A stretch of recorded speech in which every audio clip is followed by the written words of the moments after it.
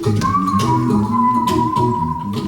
everybody, what a wonderful evening. I mean, incredible speakers, incredible stories. So much fun to be here. I hope you're totally enjoying it. I know I am totally blown away. I'm here to give you some bad advice. And the bad advice is to be default yes. And the reason it's bad advice is we're often told that you need to focus, you need to figure out what you want, you need to go for that, you know, the 10,000 hours that somebody else mentioned, right? Focus on it, do it, be the best, go, you got it. And that hasn't been my career path. I'm not Steve Jobs, I'm not Warren Buffett, and so maybe somebody here wants to be, maybe somebody is the next one. Great, go for it, awesome, excellent, do it, go for it. But I think for the vast majority of us, that kind of monomania, which might be necessary for some things, isn't great, isn't wonderful, and isn't actually our best option in terms of a career. I kind of doubt it. The best people I know have these odd, weird, wacky backgrounds, crazy backgrounds. I recently met the guy who leads AI at Intel. He used to be a derivatives trader. He took 6 years off for skiing and surfing.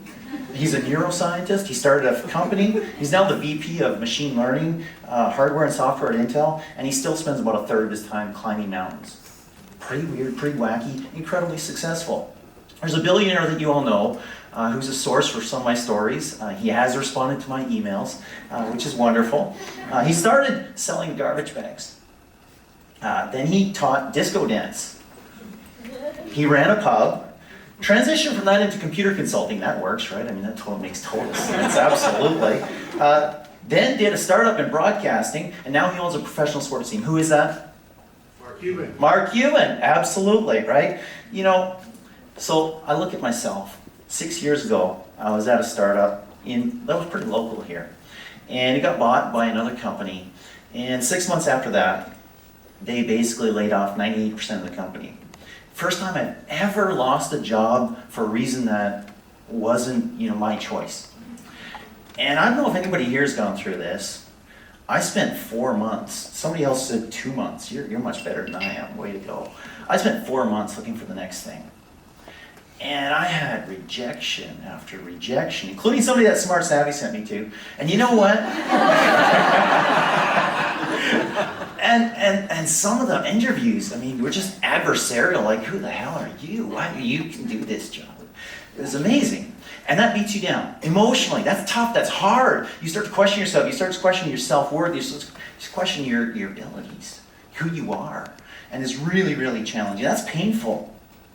But I was still kind of a default yes person. And I had this opportunity to write for a Silicon Valley tech blog, VentureBeat.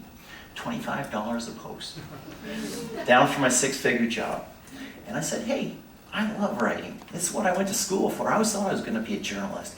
And that transitioned to more and more and more, and I was writing full-time for them. And the salary followed. And then I became a VP there. And then me and the CEO raised a $2.5 million round of VC, and we started a new division. And started a research company. And a lot of other things happened, and it was really, really cool. Now, I still write for Forbes, I write for Inc. I love doing it, I can't not do it. Writing is like breathing for me. But I consult with Silicon Valley companies. I had the gall to go into Google and do a fireside chat on mobile. I mean, telling Google about mobile, only an idiot would do that. Default yes, right? Why? Well, one thing, you have to be blessed by an opportunity, and I have been.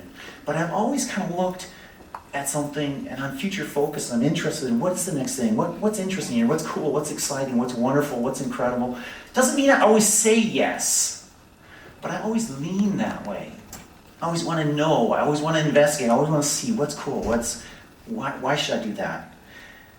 I always hated, I see about 1 minute, when I hear the thing, follow your passion for your career. You know what, you still need to buy groceries. You still need to pay the rent. And I don't know if there's money in your passion. There might be. It's probably connected in some way, shape, or form, but it might not be. But I think there's power in yes. I think there's real power. You don't necessarily dive in, but you're attracted. You see that. When that happens, I think two things happen. One, I think you're following opportunity. And two, I think you're following your heart. I think the first one means money. I think the second one means passion. And I think that's the way to be successful. I'm sure there's many other ways of being successful. That's one way that has worked out very, very well for me. Thank you.